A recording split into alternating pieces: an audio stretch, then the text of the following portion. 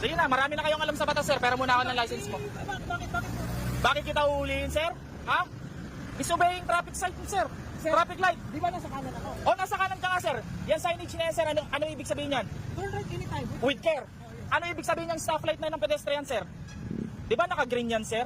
Hindi ka naman paparahin, sir, ng enforcer kung wala kang violation. Ganun? Di ba? Ay, ganun po. Ganun po. Di ba?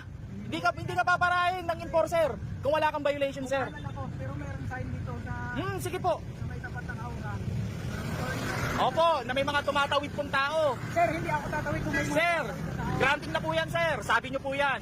Di ba? Hindi naman kayo basta-basta uhulihin ng enforcer, sir, kung wala kayong nilabag na violation. Sir, Hmm. Anong ibig sabihin nun? O, anong ibig sabihin rin ng stoplight ng pedestrian na yan, sir? Sige po. sir, Sige po, sige, explain ko yun. I-explain ko yun sa'yo, sir. Turn right. With care, sir. Sige, sir. Nakago ang stoplight ng pedestrian, sir. Kahit sabihin mong walang tumatawid dyan, once na nakagreen ng stoplight ng pedestrian, sir, bawal ka pa rin kung lumusot. Unless kung may enforcer or marshal na nagpapago sa'yo. Ay, ganun po! Ganun po! Anong purpose nun, sir? Pinag-iingat po kasi kayo kasi maraming tumatawid na tao. kaya nga malinaw. Turn right anytime with care. Yes, opo, turn right. Diba?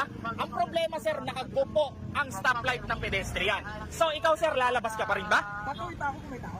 Sir, hindi